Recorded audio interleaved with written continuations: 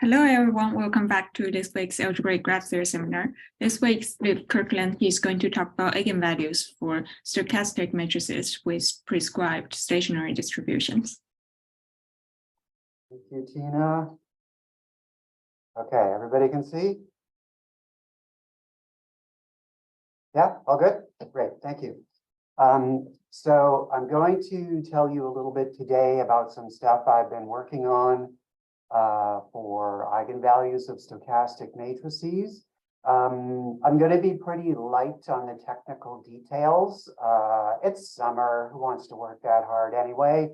But mostly my objective, I think, in this talk is to try and convince you that there's an interesting but possibly kind of difficult problem to work on. And I'm just hoping that maybe somebody else besides me would be interested in thinking about it. Okay, so I guess the other thing I should let you know is that there's going to be lots of matrix theory, but this being an algebraic graph theory seminar, whenever there's a sort of graph theoretic element that arises, I'll try and underline that part so that people feel at home. Okay, so I like to think a lot about stochastic matrices. A square matrix with n rows and columns is called stochastic. If it's entry-wise non-negative, here's our first typo, and its rows sum to 1. So T times the all ones vector is the all ones vector back. So the way you can think about that is it's a square matrix, and each row consists of a little discrete probability distribution of length n. And so just looking at this row sum condition here, another way of saying the same thing is that the number 1 is an eigenvalue of the matrix T, and the all ones vector is a corresponding right eigenvector. Okay, so that's what a stochastic matrix is, and they're connected with a stochastic process, a family of stochastic processes called Markov chains. And so how does that go? So that's a sequence of entry-wise non-negative vectors. I'll call them x of k, indexed by k running through the natural numbers. And it satisfies a simple recurrence relation. So if I want to know what the k plus first vector in my sequence is, so this is written as a row vector, hence the transpose, I take the kth version of the kth iterate in the sequence, and I post multiply it by the matrix T. Okay, and I take the extra condition, not only that the x's are non-negative, but I also want the entries to sum to 1. So that's a sequence of probability distributions evolving in time. All right, and so easy to figure out that if I want to know the k plus first iterate in the sequence, that's just what I get when I take the original first iterate, x of 1, and post multiply by the kth power of the matrix T. Okay. And so, so that leads us to the following consideration. So if I have an entry-wise square non-negative matrix M, I declare it to be primitive if it has the property that some power of the matrix M has all positive entries. Okay, and you can write that in terms of the directed graph, or you can characterize it in terms of the directed graph associated with the matrix M.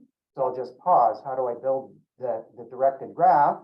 Well, it's gonna, if my matrix M is n rows and n columns, and I make a diagraph on n vertices, and I have an oriented arc from vertex I to vertex j, exactly in the situation that the entry of m and row I, column j is positive.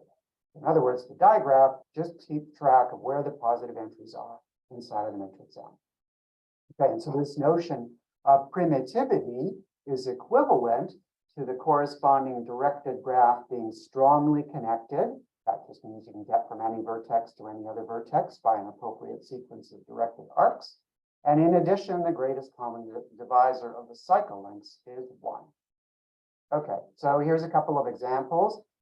This first guy here is an example of a 3 by 3 stochastic matrix. It happens to be primitive. All right, if you don't like the sound of my voice for the next 1 minute, you can convince yourself by taking appropriate powers or working with the digraph that this thing is primitive. Here's another example of a stochastic matrix.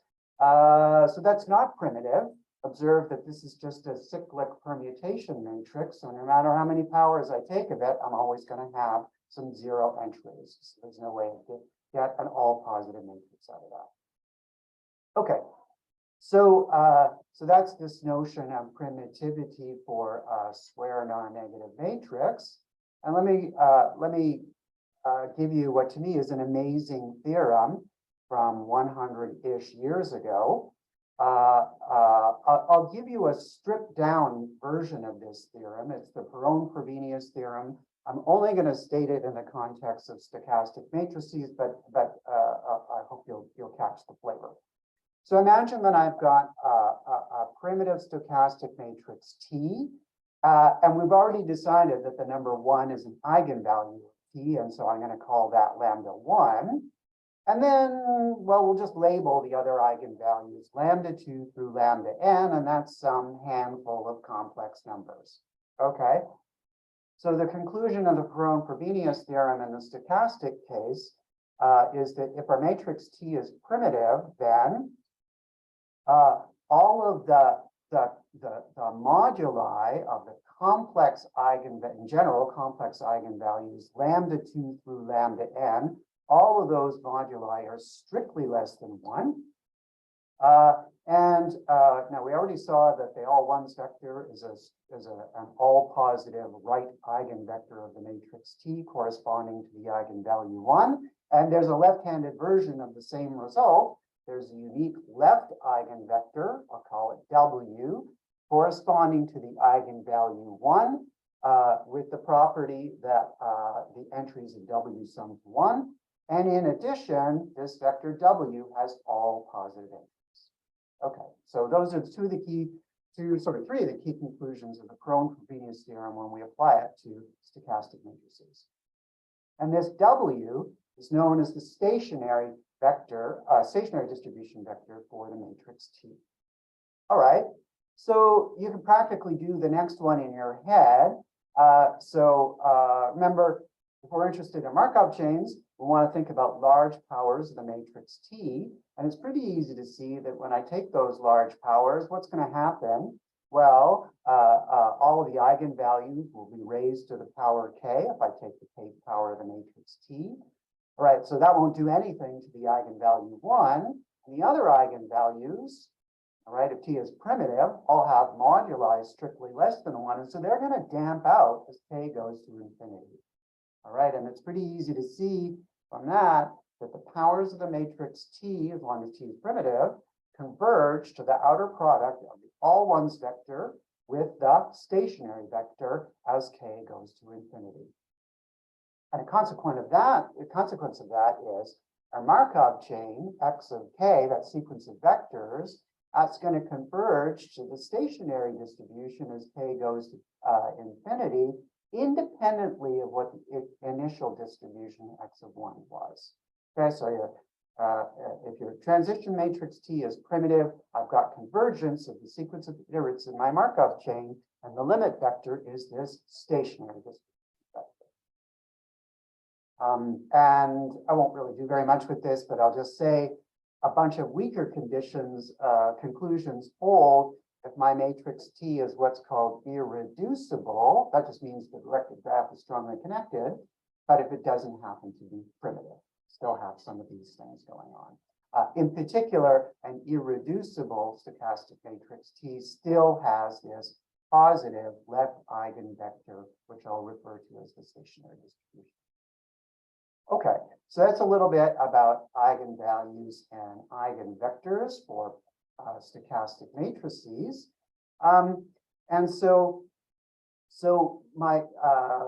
So this is just an opinion, but I think I'm not the only one who holds this opinion. The eigenvalues of stochastic matrices carry a lot of information about the convergence of the Markov chain. Okay, and just think about how this might go. If I have if my eigenvalues are except for the eigenvalue 1, if the remainder of them have small complex modulus, then I'm going to get fast convergence of my Markov chain to the stationary distribution. On the other hand, if those complex eigenvalues are sort of sitting out near the unit circle, then I would expect slow convergence of the Markov chain. Okay, and so I'm not the only one who's wondered about eigenvalues of stochastic matrices. So there's a classic result of Karpelevich from the mid-1950s, and it describes pretty explicitly the region in the complex plane that consists of all eigenvalues of all stochastic matrices of order n. Okay, so you fix your favorite natural number n. Okay, look at all the stochastic matrices of that order, compute all their eigenvalues, and now put them into that region. Okay, so that's this Karpelevich region that was characterized many years ago. And so just to sort of give you a sense of what that looks like, here's what is this? This is the version of the region for n equals 12. So let me try and explain what you're looking at here. So the dotted red line, that's the unit circle, okay? And then these blue bits here, that's the boundary of the Karpelevich region as it's come to be now. And so what you see here is I've got a straight line on this piece that joins up the number 1 to the first 12th loop of unity. And then it's very hard to see, but I've got these little curves that connect up consecutive roots of unity as I go around the unit circle. And then I haven't done anything here, but think of the entire region as being colored in. Okay, so the blue stuff is the boundary, and then everything inside of that boundary is living inside of this Karpelevich region for n equal to 12. Okay. So I want to go back to this business of the stationary distribution. So number one, it's already carrying the long-term behavior of the iterates of the Markov chain. But let me try and put a different spin on it. It turns out that the entries in the stationary distribution can be understood in terms of the sums of weights of certain types of spanning directed trees in the directed graph that's associated with our stochastic matrix T. This is what's known as the Markov chain matrix tree theorem. If you're familiar with the plain vanilla matrix tree theorem about the Laplacian matrix of a graph, it's very much the same kind of thing. There's a little bit of extra detail going on because, of course, our transition matrix T is not necessarily symmetric, but it's very much the same kind of idea. And so the question I want to try and deal with here, and this is a question, in some sense, I don't really know how to answer it very well, but maybe somebody else will get interested. So I want to know, how does the stationary distribution of an irreducible stochastic matrix constrain the corresponding eigenvalues? Okay.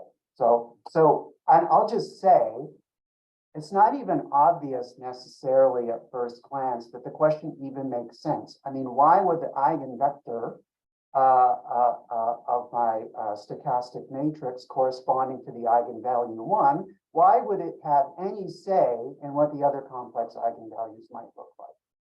All right, so let me take a few minutes to try and convince you that there's some kind of content living inside of that question. All right, so when in doubt, do a small order case. So let's take a small vector W inside of R3.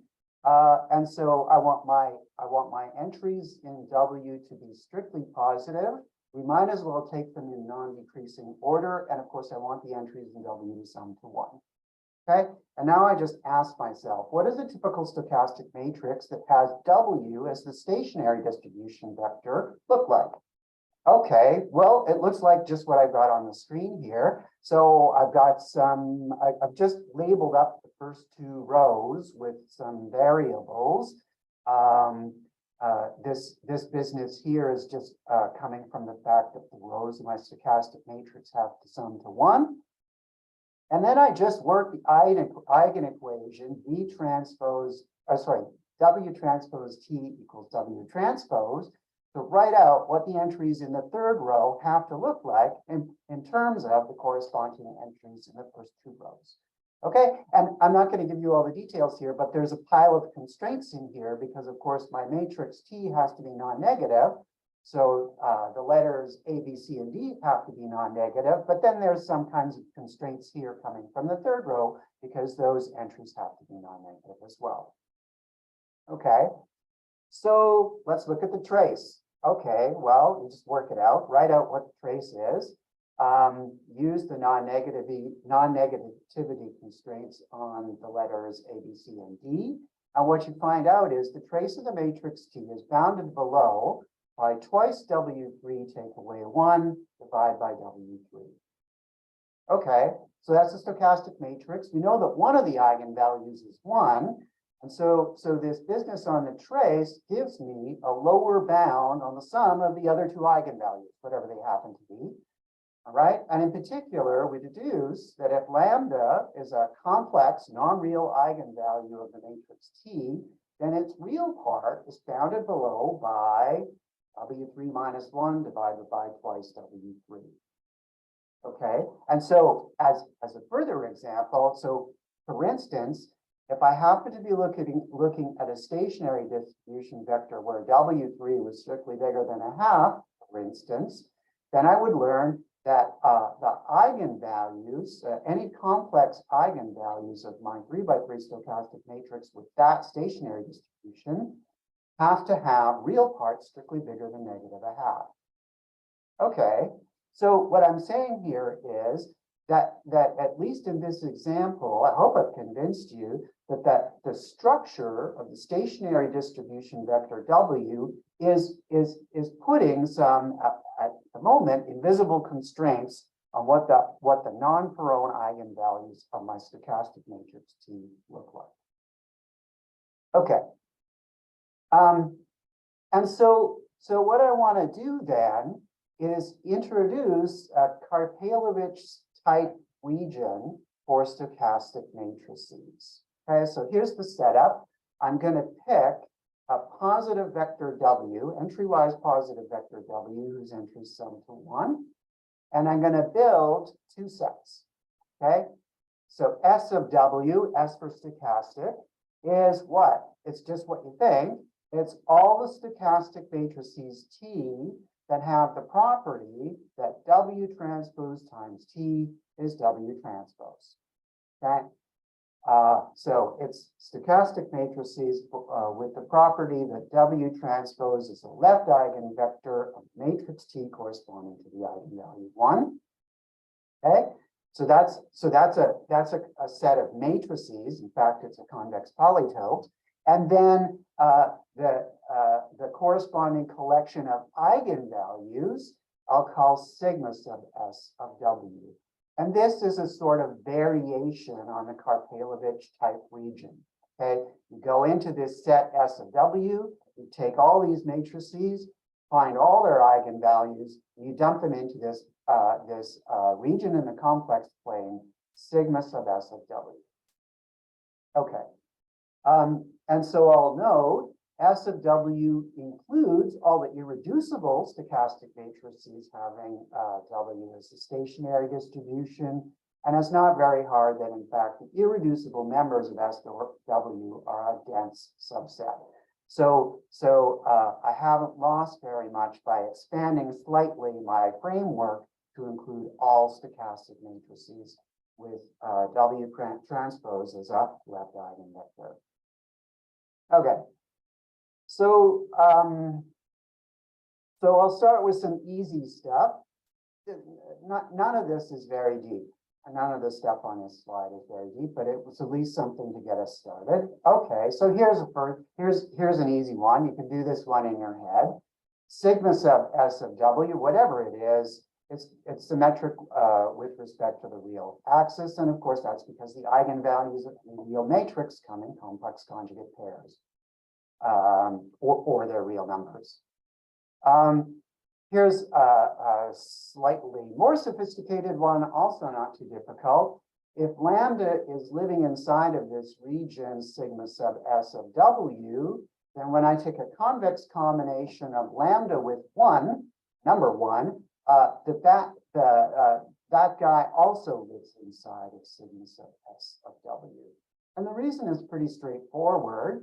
If I've got a matrix T and it has lambda as an eigenvalue and W as a left eigenvector, then so does this convex combination that I get of T with the identity matrix, and I can easily work out what those eigenvalues are. Okay, so if lambda is inside my region, then so is the straight line that joins lambda to the number one, right? And similarly, if lambda is inside my region, so is the straight line that joins lambda to the number 0. It's the same sort of idea. It's a slightly different convex combination that I take. I take the convex combination of the outer product of the all ones vector with W transpose and my matrix T, and then I rely on what's a beautiful little theorem of Brouwer for stochastic matrices that goes like this. Take a stochastic matrix, form a linear combination of that stochastic matrix with a rank 1, where the right-hand factor of the rank 1 is the all ones vector. Then you can work out all the eigenvalues of your new matrix in terms of the old one. It's a nice and turns out to be a pretty handy result. If I just let W1 be the minimum of the entries in my stationary distribution W, then we have the following conclusion. Again, if lambda 1's inside my region, sigma sub S, and so is this guy here, minus W1 times lambda divided by the sum of the entries in W from 2 up to N. It's the same sort of trick. This is a different type of convex combination that I take using my stochastic matrix and the outer product of the all ones vector with the stationary distribution. Right. And then the last simple observation is that if W hat is a subvector of W, in other words, I go into W and I just toss out some of its entries to get a vector of smaller order, then the region that corresponds to the appropriate normalized subvector lives inside of the original region sigma sub S of W.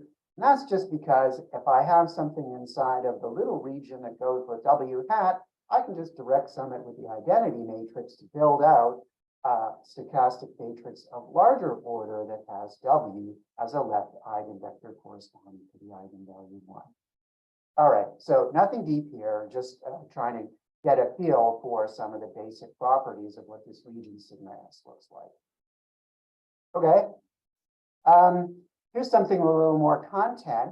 So I'm trying to convince you that W has an influence on which eigenvalues are allowed by a stochastic matrix tree having that stationary distribution.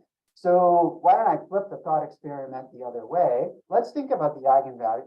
Let's think about the eigenvalues that cannot be influenced by the stationary. All right. So let's take a look at this guy here. So this is what? This is the intersection of all the sigma S of W's as I take, as I intersect over all positive vectors W inside of Rn, whose entries sum to 1. Okay, so in other words, on the left-hand side of this equation here, what I'm looking at is all of the complex numbers that are the eigenvalues of some stochastic matrix with prescribed with any prescribed stationary distribution. Okay, and so the punchline here is that that intersection is just the closed interval between 0 and 1. Okay, so the only complex numbers that are the eigenvalues inside of sigma S of W for any W are the values between 0 and 1. It's pretty easy to see that the closed interval between 0 and 1 does live inside of that intersection. That's really observation 3 that I gave you on the previous slide.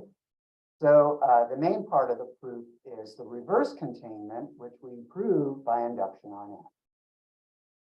Okay, the complex numbers that can be eigenvalues for any stationary distribution is actually a pretty small set. All right. And then let's think a little bit about the unit circle. So the next theorem asks the following sort of question. What's the structure of my stationary vector W if I think that sigma sub S has a complex number sitting on the unit circle? Okay. It's a little bit wordy, but I'll try and take you through it. So imagine I've got one of these positive vectors W, its entries sum to 1. And now let's look at a kth root of unity, and let's imagine that that's sitting inside of sigma S of W. What are we going to learn about the vector W? Well, what we learn is there's a way of selecting out some subsets of indices, S1 through SK, they're non-empty and disjoint, so that when I add up the sums of the entries of W coming from one of these SIs, that those sums are all equal to each other. Okay, so there's a way of sort of parsing out a bunch of the entries inside of W so that they have a common sum across these subsets S1 through SK. I'll just note that the subsets don't have to completely partition the set of indices from 1 to n. Okay, they just have to be non-empty and disjoint. Okay, there's nothing really very hard about this. This is actually kind of a standard argument in non-negative matrix theory, but simply reframed in terms of this sigma sub S region. Okay, so in particular, here's a consequence of that last result. If I happen to have a W so that no matter what, for any pair of non-empty disjoint subsets S1 and S2, the sum of the entries in W corresponding to S1 is different from the sum of the entries corresponding to S2.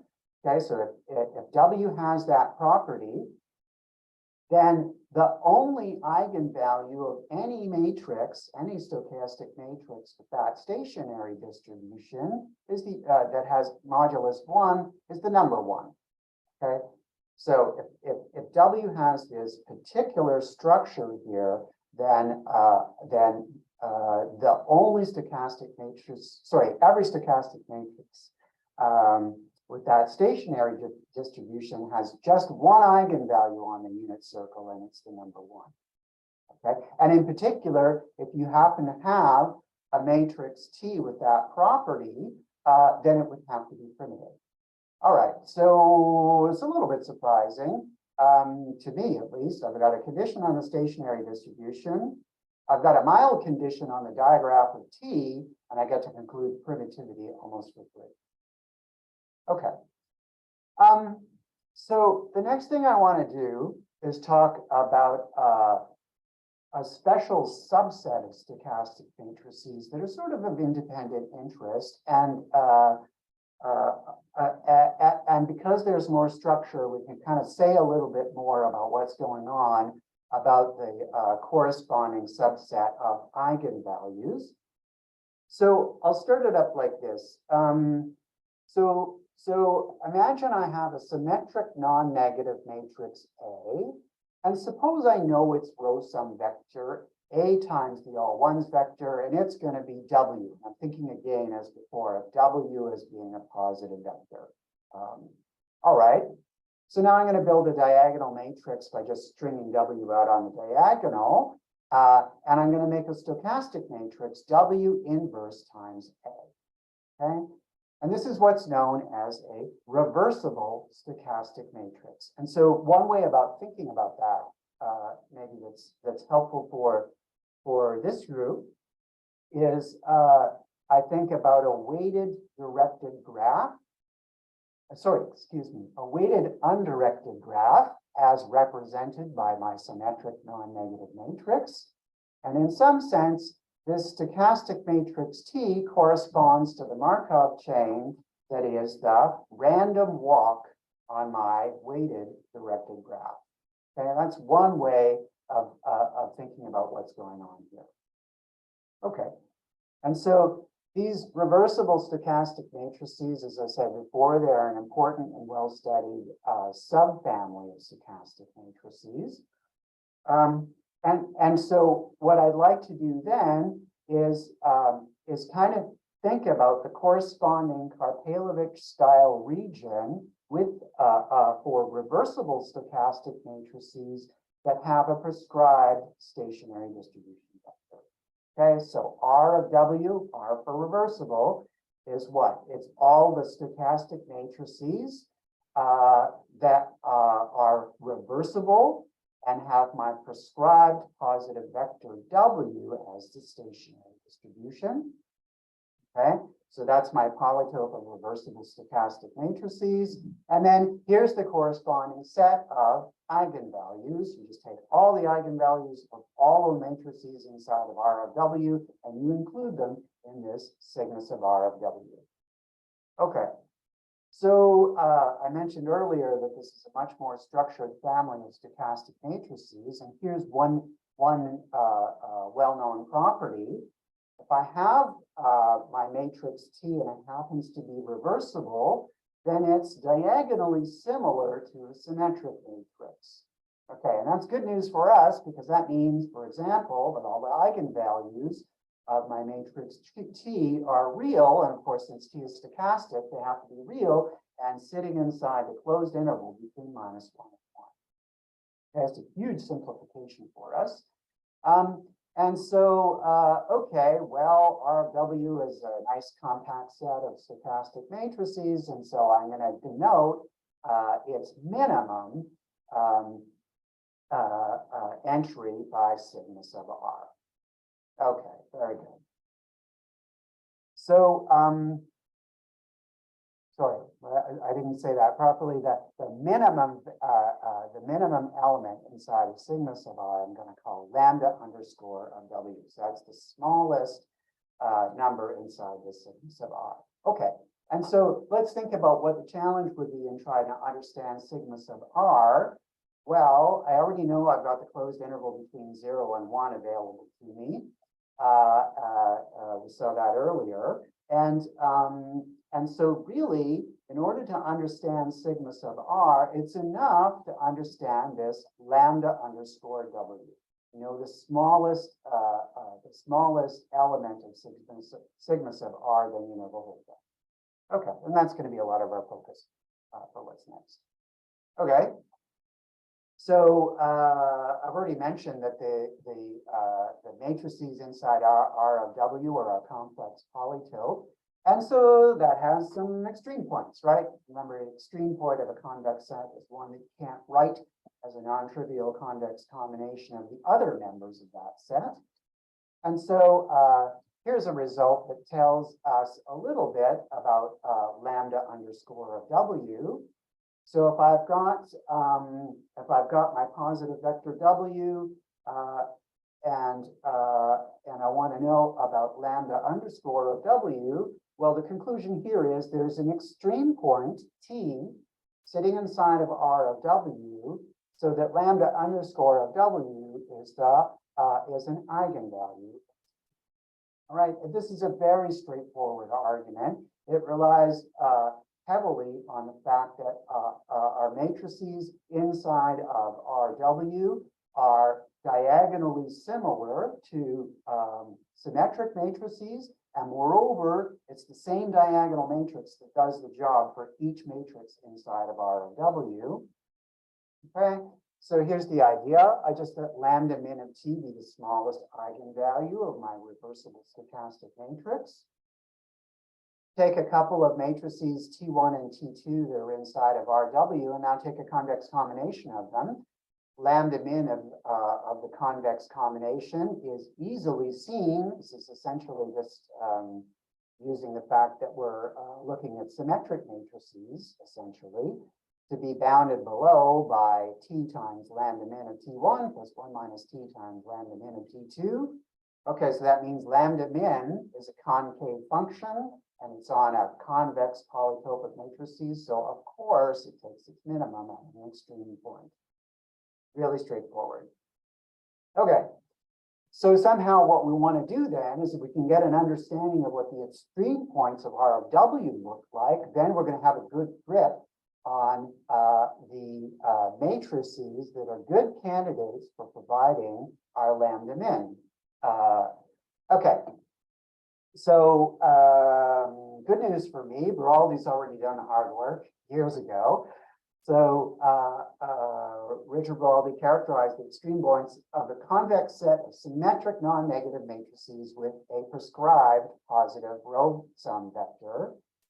Okay, but that convex set is precisely in one-to-one correspondence with our set RW consisting of reversible stochastic matrices with prescribed stationary distribution. Okay. And so if I've got a reversible stochastic matrix, I'm going to let GT denote its graph. That's an undirected graph. And here's essentially Beraldi's characterization. I've got a matrix T inside of RW as an extreme point, if and only if, when I look at the graph, each of the connected components of that graph is either a tree or it's a unicyclic graph whose unique cycle has odd length. So I'll just remind you, a unicyclic graph is a connected graph that has exactly one cycle. So it's easy to see that I can get any one of those guys by taking a tree and then one edge.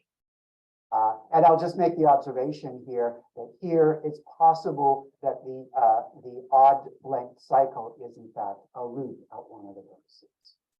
Okay, so now we have a good grip on the extreme.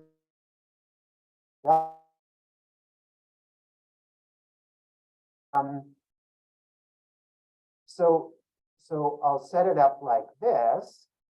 Let's suppose we've got a positive vector W, and let's suppose that for any non-empty pair of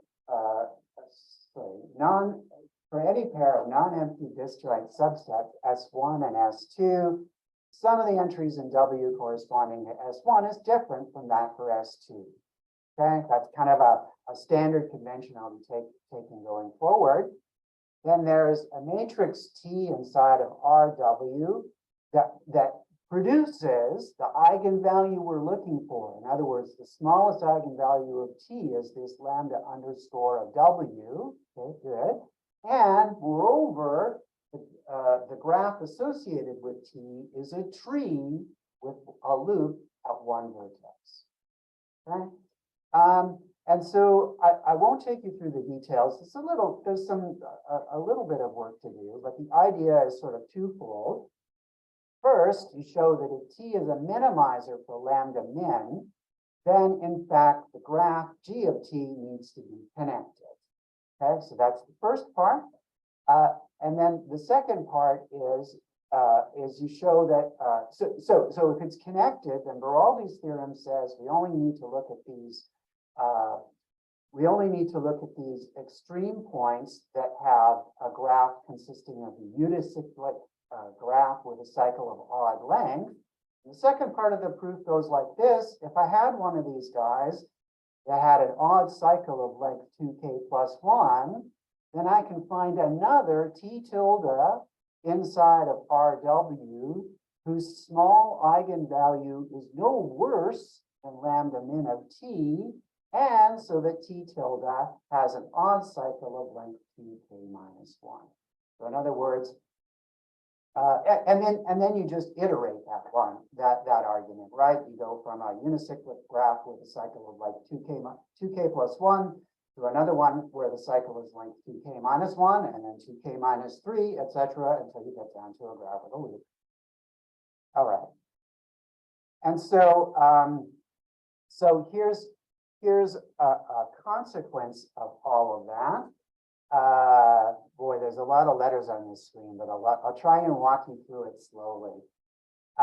So I've got a vector W. It's positive. Its entries sum to 1. And what am I going to do? I'm going to look at this number gamma, And it's complicated, but here's what I do. I take a pair, how do I find gamma, right? I take a pair of non-empty disjoint subsets S1 and S2. I look at the sum of the entries in W over S1, and I take away the sum of the entries in W over S2, and I take the convention that the S1 sum is at least as big as the S2 sum. I minimize that expression over all choices of S1 and S2, and then I divide by the largest entry side of W. Okay, so that's some complicated number gamma.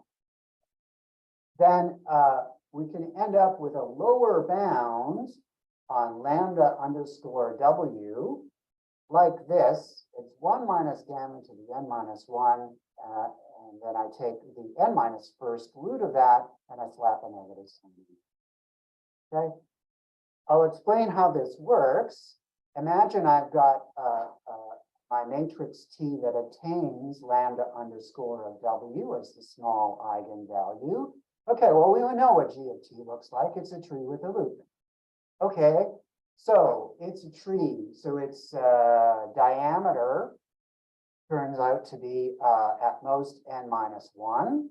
Moreover, there's a loop at one of the vertices. And so what that means is inside of that tree, there is a walk from any vertex to that vertex with a loop, and the walk has length exactly n minus 1. Okay, so that's one sort of graph theory thing to keep in mind. All right, now I'm going to say something else.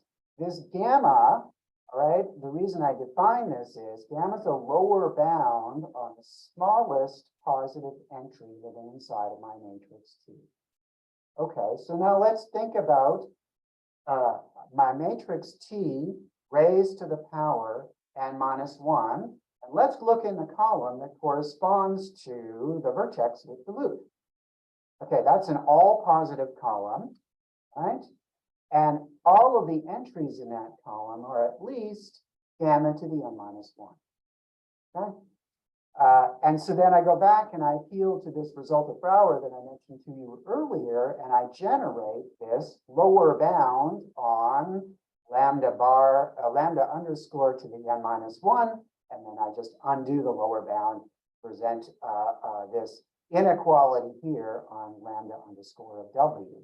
Okay, so without really reading through all of the details, what you're learning is the structure of the matrix, the structure of the vector W gives us a hard lower bound away from the number -1 for any reversible stochastic matrix with that stationary distribution vector. Okay. So let's lighten the mood a little bit. Last one was pretty formula heavy. So let's go back to some small order examples. Again, just trying to figure out what's going on here. So this is an easy one. Lambda underscore of W and N is 2. Okay, well, it's not very hard to work out. If I take my vector W to be ordered with W1 and less than W2, then lambda underscore of W is minus W1 on W2. Proof is easy. There's only one extreme point inside of our W that does the job. There's only one extreme point that has a tree whose graph is a tree with a loop. It's the matrix there, and then I just work out its eigenvalues. No big deal. Okay, the n equals 3 case is a little bit more detail to it. So I'm going to split it into 2 cases. All right. So I'll take my vector W, I'll take it to be an increasing order, and let's imagine that we think that W3 is bigger than 1/2. Okay, so then here's the formula for lambda underscore of W. It's pretty nice. If W1 plus 3 times W2 is at least 1, it's just W3 minus 1 on W3. And then it's not nice. Okay, so what is this? Well, this is pretty plainly the root of some quadratic that comes up if W1 plus 3 times W2 is strictly less than 1. It's the same sort of approach to consider.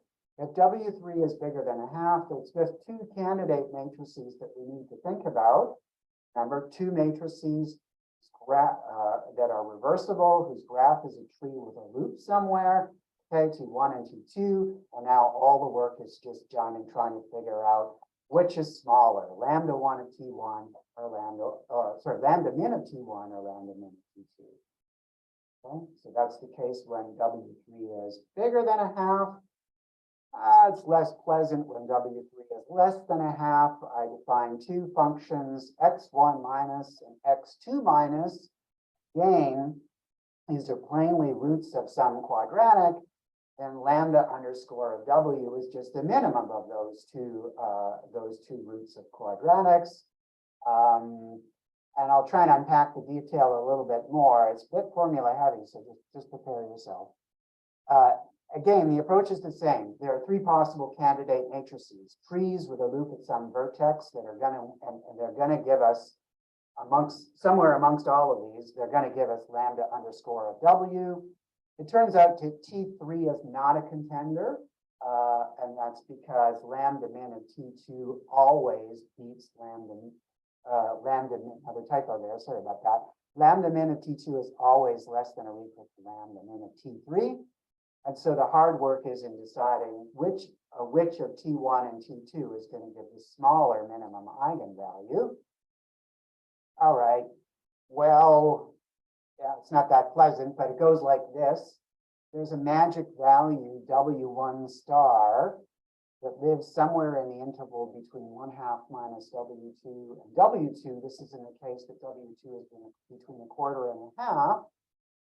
And what happens is this lambda underscore of W is going to be x2 minus if W1 is less than W1 star. And then it switches over and it's x1 minus if W1 is bigger than W1 star and less than W2. Finally, if W2 is bigger than 1/3, then x2 minus is just the same as, lambda underscore W is the same as x2 minus. Okay. You don't want to see the detail. The W1 star is a root of certain quartic equation, and the coefficients in the equation are polynomials in W2. It's not that pleasant to look at. This sort of gives you an idea of what's going on here, of what happens with this lambda underscore of W. So I just picked the value W2 equals 7/24. And so then here's what lambda underscore of W looks like. It's this x1 minus for small values of W1, and then it's x2 minus for larger values. And I'll just make the comment, despite what this looks like, this is not a straight line over here. On the right-hand side, there's a little bit of curvature, and I think the second derivative is in the order of 10 to minus 9 or something like that. So slight curvature. Okay, so I'll just wrap it up here with a couple of final thoughts. I'll say I'm not really the first person to think about this.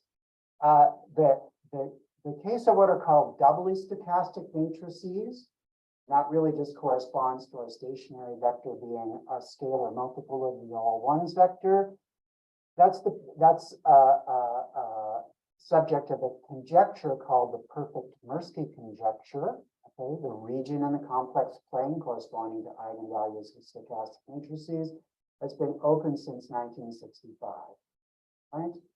I hope what you see here is that at least in the reversible case, we learn a lot about the problem by trying to understand the graph of our reversible stochastic matrix T. Again, this is my opinion only, but I think there's quite a bit of work to do to try and develop a better understanding of what the general eigenvalue region sigma sub S of W looks like. Thanks for your attention. Thank you, Steve. It's very nice talk.